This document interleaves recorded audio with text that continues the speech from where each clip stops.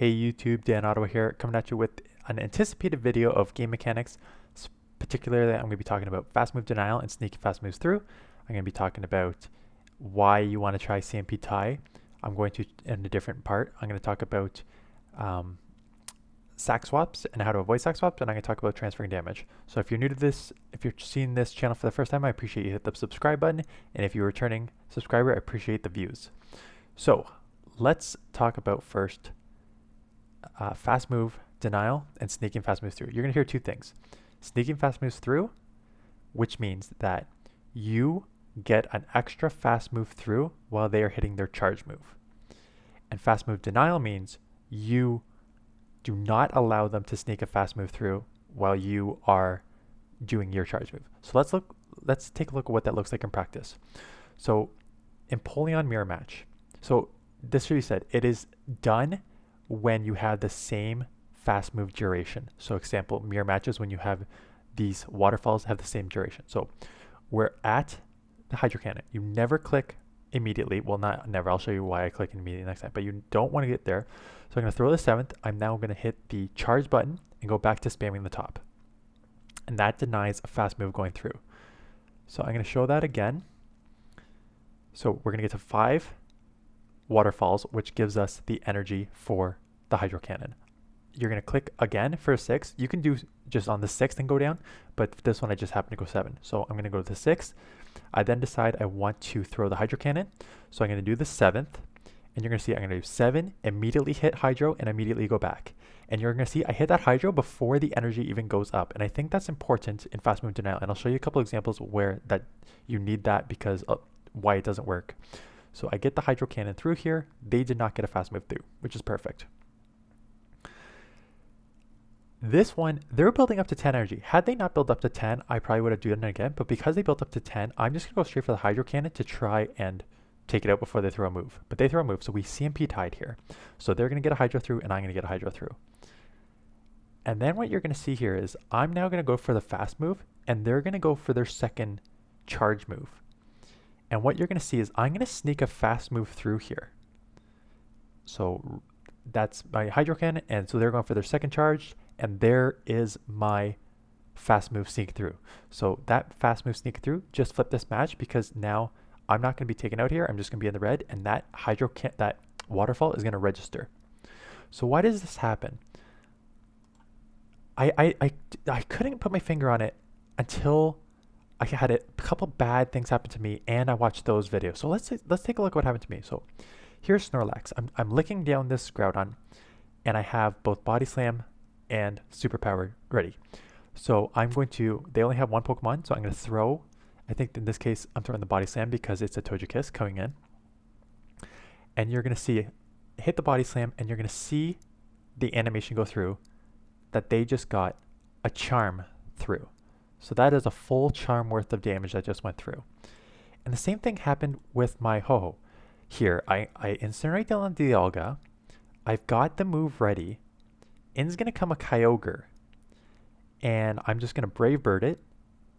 But as I'm Brave Birding, you're going to see the waterfall come through and register the damage on me. So it's going to come right there. So Tho put out a video basically saying why the game is broken, and he thinks fast move denial exists, but it doesn't work all the time, and it doesn't. If you watch Wallower's video, one of the first things he says is the game is buggy, so this does not work all the time, but it does work sometime. So, and what Tho said really stuck with me is the game was initially made that you were supposed to get those fast moves through during the charge move animation. So basically what happened there, I hit my charge move on the Snorlax and the Ho-Oh, and they cooked their fast move, and the game says, yep, fast move first, even when you're charging. So you get the move through. So that's what is technically supposed to happen. But the problem is the game is buggy, and now you can do this fast move denial, right? So the fast move denial is basically puts you in a queue ahead of the fast move. So if you both do fast moves, and while your fast move energy is gaining, you already click the charge button, it will stop your opponent from getting in that extra fast move that would have been when you charge the button. So let's take a look at another example of how this works. So Excadrill, we're going to sync up here. I'm going to sneak in the move here, which is expected because they threw right when they got the drill run. I snuck it in. So now I'm going to fast move deny them. So I'm going to go 1, immediately hit the bottom. As you can see, the energy was just getting there. It hadn't even gone up, so the fast move hadn't even registered. And I'm already back, clicking the top. And because of that, I just denied their move. And there you go. That is how you flip these matchups. So when you're doing that, just always make sure that you have that extra energy. Now, sometimes you can't. Like sometimes you just, the game's on the line and you need to get it off. So you can't always over farm that one. But I would suggest that if you have the ability to, always try and sneak that fast move in, because if the game was originally built to get those fast moves in during the charge moves, it's always beneficial to sneak those in. And then once it's over, go 1 up top in the fast move. Immediately before that fast move even registers the energy, click the charge move and then back to the top, and then it'll put you in the queue and you'll get the move off. So that's how, those are the game of inches that can flip the mirror matches and helps you out here. So the second sort of tip and trick is CMP tie.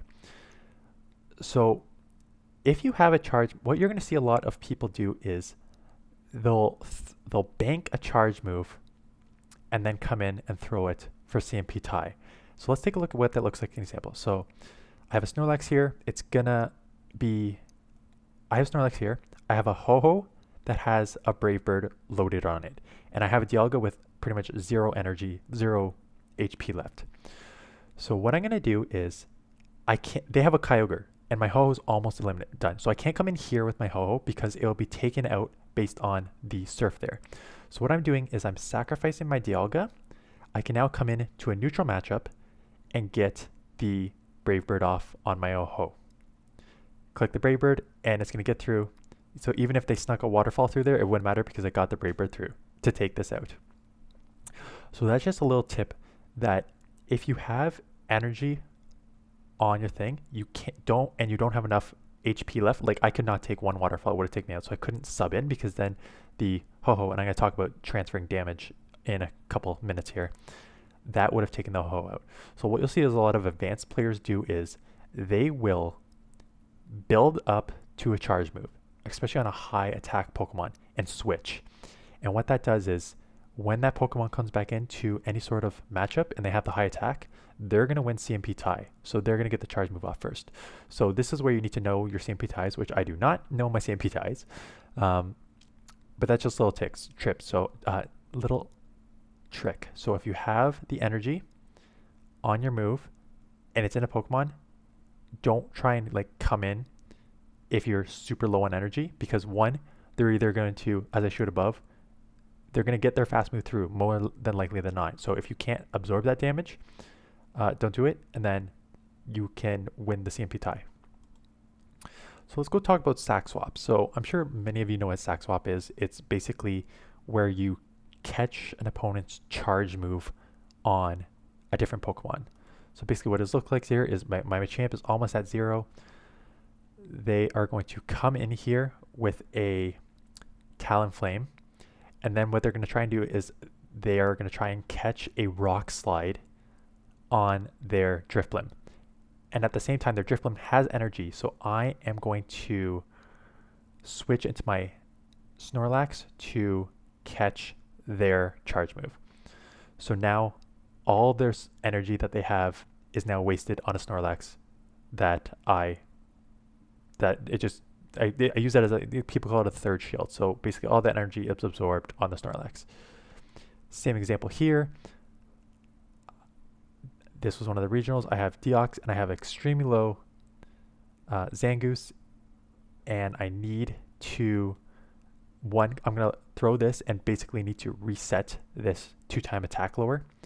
So I'm going to do this, and then I need to catch the charge move here on my Zangoose, and I caught it there, absorbed all the energy, so I can come back in with my Deox. So that's what it is. So Sac Swaps are huge for advanced players because they can essentially win games. And it's not only sacking to take out like a third shield Pokemon. I've sacked full health Pokemon before. I had a Swampert with full energy, and they only had a Venusaur left, and I had a Muck and I think a Surfetch left. So I just like, okay, take my full health Swampert. It doesn't matter. And same thing, just absorbing on neutral Pokemon.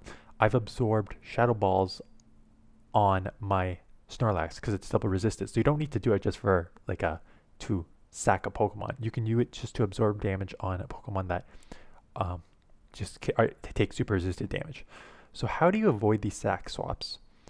Well, I put this in a short, and basically what you do is you stop attacking. So let me just say that again. Let me just talk about it before I put it up. The fast move animation has a duration time. So if you hit the fast move and it's a 1, it's a 1, 2, 3, 4 turn move, you're stuck in that animation until that duration is done. So if you have the energy to throw a charge move and your opponent needs to sac swap to win, stop attacking. Because what this will do is they will then throw a quick move, be locked in their animation, and then you can throw it mid animation because they're locked. So basically what it looks like is this. They have a 1 HP Pokemon left in the back. I need to throw this Sludge Wave on this Umbreon. This Umbreon needs to swap, so I'm going to wait. I'm just going to stop attacking, wait until the Umbreon goes, and then throw my Sludge Wave. So what that does is that puts the Umbreon in their fast move duration animation that they cannot move, and I'll get that off to take it out. So basically just stop, and sometimes you can't stop attacking. It kind of goes back to the fast move denial. Sometimes you just can't stop attacking because you're like 1 HP away from dying.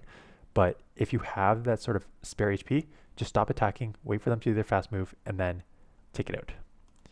And the last thing I'm going to talk about is transferring damage.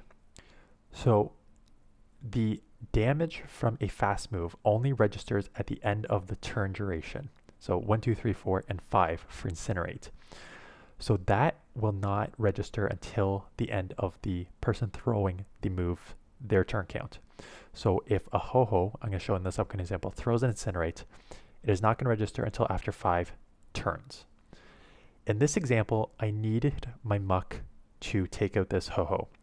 So what you can do is, because Snarl is only a 3-turn move, you can throw the 3-turn move, and you still have 2 turns worth, which is like half a second or a second worth of time to switch out. And what that will do is it will allow that new Pokemon that you come in with to absorb the energy because it absorbs it at the 5th second.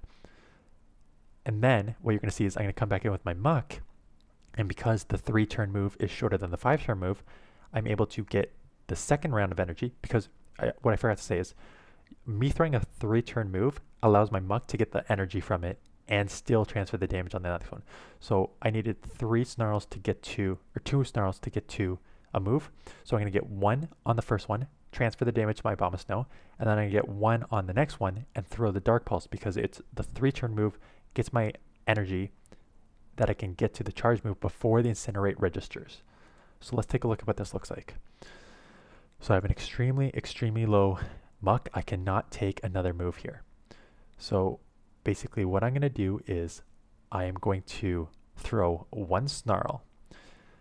You're going to see I should have fast forwarded this part a little bit, but what you're going to see here is you're going to see the Snarl damage go through.